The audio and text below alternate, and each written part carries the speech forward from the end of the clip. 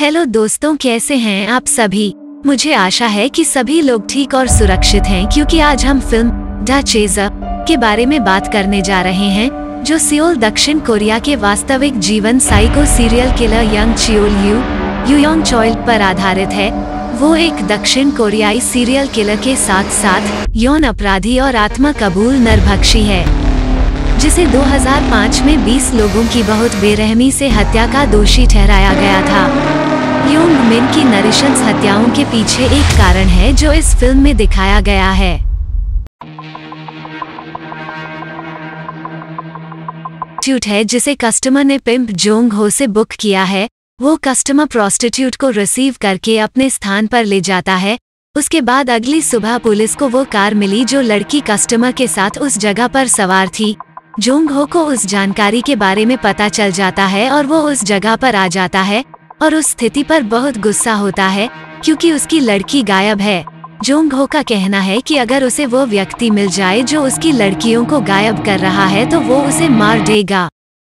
उसके बाद जोंग हो की सहायक को लापता लड़कियों के टेम्पलेट फैलाते हुए दिखाया गया है। जोंग हो एक बेईमान एक्स डिटेक्टिव और दलाल अर्थात पिम्प है जो संकट में है क्योंकि उसकी 2 प्रोस्टिट्यूट्स लापता हो गई हैं। एक रात वो मी जिन को एक कस्टमर की सेवा करने का आदेश देता है, लेकिन उस रात मी जिन को बुखार था। जोंग हो को तब पता चलता है कि यह कस्टमर उसकी लापता लड़कियों को देखने वाला आखिरी व्यक्ति था। कस्टमर अपनी महिलाओं की तस्करी कर रहा है।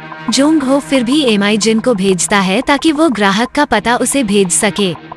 जोंग हो मदद के लिए अपने पुराने पुलिस टास्क फोर्स से संपर्क करता है, लेकिन वे सहायता नहीं कर सकते क्योंकि सियोल के मेयर, जिनकी वे रखवाली कर रहे थे, पर मल से हमला किया गया है। योंग मिन एमी जिन को एक घर वापस ले जाता है। घर में प्रवेश करने से पहले मी जिन बड़ी दीवारों और पेड़ों से घिरी हुई पूरी जगह देख रहा है, जो उसे बहुत डरावना लग रहा है। योंग जिन ने उससे पूछा कि क्या कुछ गलत है और उसने कहा नहीं, और वो गेट के अंदर चली गई। मी जिन ने गेट को खुला रखता है, अगर कुछ गलत हो जाता है तो उसके लिए दौड़ना आसान हो जाएगा। वे घर के अंदर आ जाते हैं और मी जिन स्नान करने के लिए बाथरूम के लिए कहते हैं। योंग जिन उसे अजीब तरह से देखता है और उसे बाथरूम का रास्ता दिखाता है, लेकिन बाथरूम में नेटवर्क नहीं होने के कारण एमी जिन जोंग हो से संपर्क करने में विफल रहता है। उसने महसूस किया कि घर के अंदर नेटवर्क सुविधा जानबूझकर नष्ट कर दी गई है। मी जिन को बाथरूम देखकर कुछ शक हुआ और घबराने लगे, और फिर खून से लथपथ इंसान के बालों को देखने के बाद उसे इस बात की पुष्टि हुई कि वो एक घातक क्रूर मनोहत्यारे के घर में है।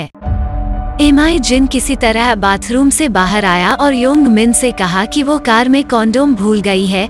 योंग मिन उसे जाने की इजाजत देता है और वो हंसता है।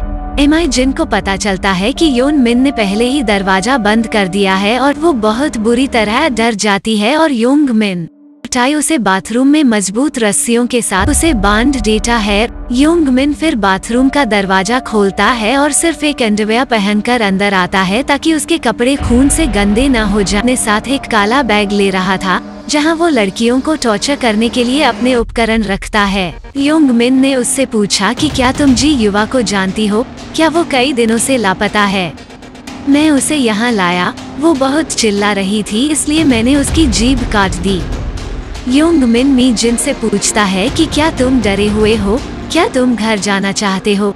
एमी जिन उसे बताता है कि उसकी एक 7 साल की बेटी है, लेकिन योंग मिन उसे बताता है कि किसी को पता भी नहीं चलेगा कि तुम मर चुके हो, कोई तुम्हारी तलाश नहीं करेगा, हिलो मत, यह बिल्कुल भी चोट नहीं पहुंचाएगा। उनमें से किसी को भी दर्द महसूस नहीं हुआ, अगर तुम घूमते हो तो दर्द ज्यादा होता है। मी जिन खुद को रोक नहीं सका और वो इधर उधर बहुत हिल रही थी, जिसके कारण वो मी जिन के सिर से चूक गया और अपने ही हाथ पर वार कर दिया। उसे गुस्सा आ गया और योंग मिन ने उसे हथौड़े से माथे पे मारा और मी जिन बेहोश हो गया। और तभी अचानक घर की घंटी बजी। तभी स्थानीय चर्च से एक बुजुर्ग जोड़ा आता है। असली घर के मालिक मिस्टर पार्क के बारे में पूछताछ करता है। वे उसके कुत्ते को पहचानते हैं। योंग मिन फिर बुजुर्ग जोड़े को आमंत्रित करता है। योंग मिन उन्हें घर के भीतर ले जाता है और वे घर के भीतर चले जाते हैं। जब वे घर के भीतर पहुंच जाते हैं और घर के अंदर उनकी हत्या कर देता है। जोंग हो केवल कस्टमर जो कि योंग मिन के जिले के बारे में जानता है, एक खोज करता है। योंग मिन अन बुजुर्ग जोड़े की कार को कुचलने की कोशिश करता है, लेकिन जोंग हो की कार से टकरा जाता है। जोंग हो कार से बाहर आता है और सोचता है कि यह उसकी गलती है क्योंकि जोंग हो जल्दी में था और एमाई जिन की तलाश कर रहा था। उसने योंग मिन से उसका फोन नंबर और पता पूछा ताकि वो उसे योंग मिन की कार के लिए भुगतान कर सके। योंग मिन मना कर रहा था।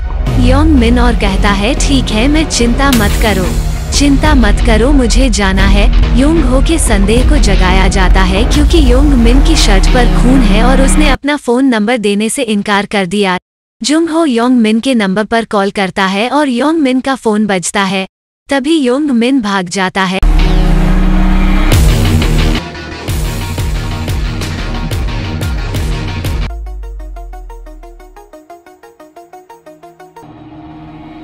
फाइनली जोंग हो द्वारा पकड़ा और पीटा जाता है।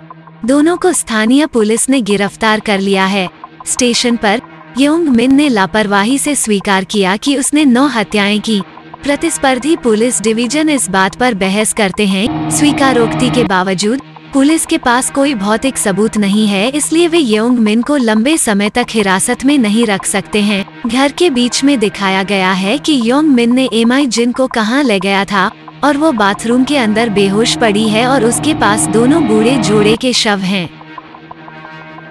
योंग मिन से पता चलता है कि एमाई जिन जीवित है, लेकिन पुलिस को इस पर संदेह है।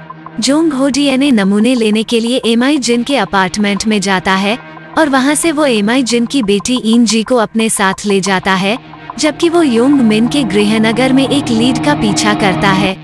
जोंग हो को पता चलता है कि योंग मिन को अपने ही भतीजे की पैरवी करने के आरोप में 3 साल की जेल हुई थी। जोंग हो मी जिन की बेटी इन जी को स्ट्रीट फूड पर ले जाता है और उसे खाने के लिए कुछ नूडल्स प्रदान करता है। जोंग हो उसके पिता के बारे में पूछता है और वो कहती है कि उसके पिता रियो ब्राजील में हैं।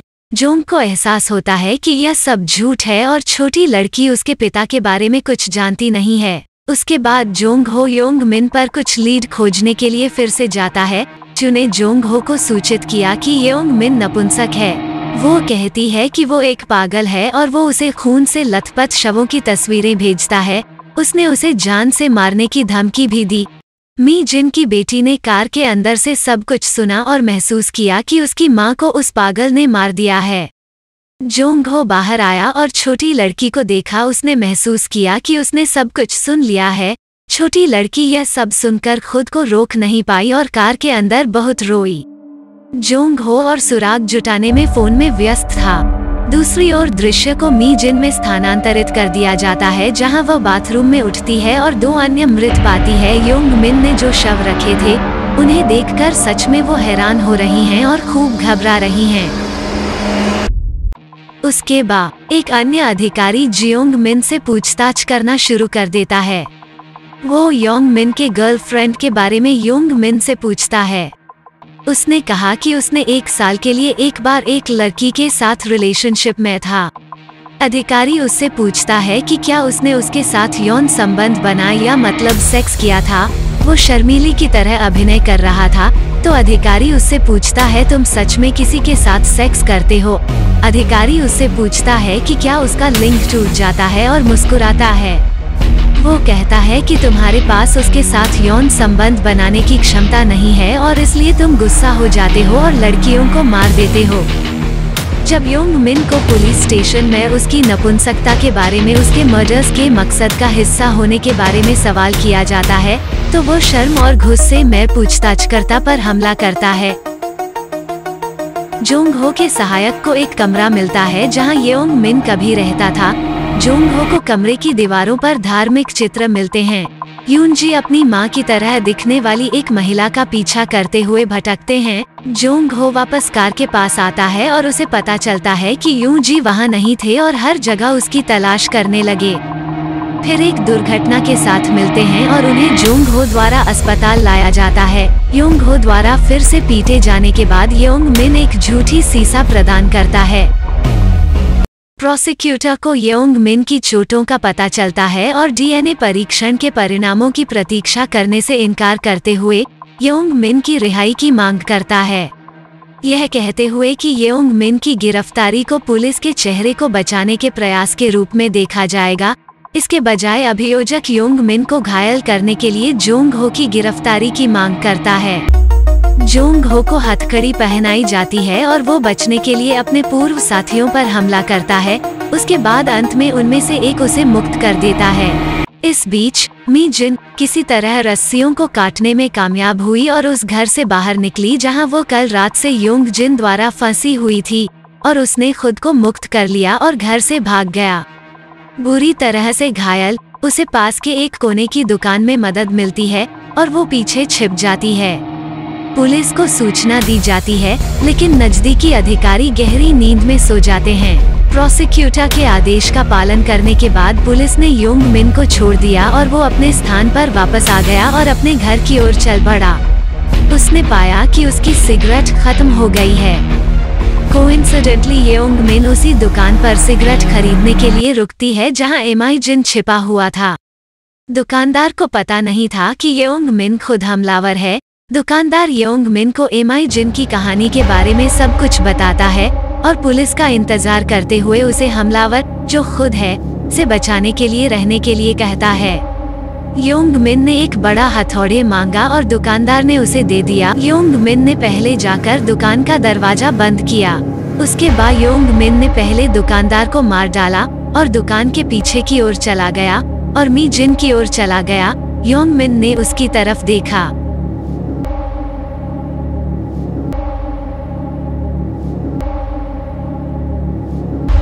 उसने एमाई जिन को बुलावा किया और पाया कि वो कांप रही थी।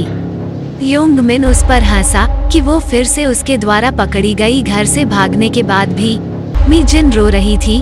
वो जानती थी कि इस बार वो मरने वाली है और उसने खुद को योंग मिन के आगे छोड़ दिया। योंग मिन ने अपना हथौड़ा उठाया और उसके सिर पर बहुत बुरी तरह मार दिया और पूरी जगह खून से लथपथ हो गई। पुलिस सायरन से सतर्क जोंग हो पुलिस को खूनी दुकान की घेराबंदी करते हुए पाता है। येओंग मिन भाग निकला। मिस्टर पाक के घर वापस आया, जहां उसने एमाई जिन के कटे हुए सिर और हाथों को एक मछली टैंक में रखा।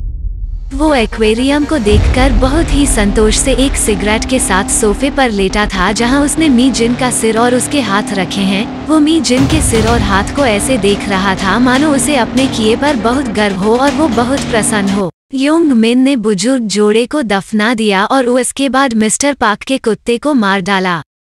अपमानित पुलिस योंग मिन की तलाश में सब कुछ फेंक देती है, जबकि कहानी जनता के लिए लीक हो जाती है।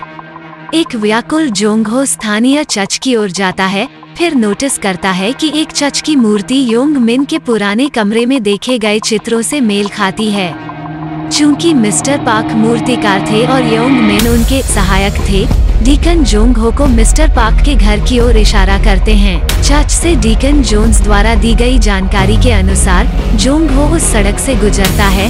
वो कुछ स्थानीय पेट्रोलिंग पुलिस से भी पूछता है और अंत में घर पहुंचता है। वो गेट के सामने रुक जाता है और घंटी नहीं बजाने के बारे में सोचता है और चुपचाप अंदर आ जाता है।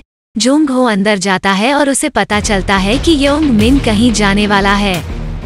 योंग हो येओंग मिन के प्रस्थान में बाधा डालते हुए निवास में प्रवेश करता है। जोंग हो ने उसे घर के अंदर खींच लिया और योंग मिन ने उसके पैर में छुरा घोंप दिया। वे दोनों एक दूसरे को मारने की कोशिश कर रहे थे।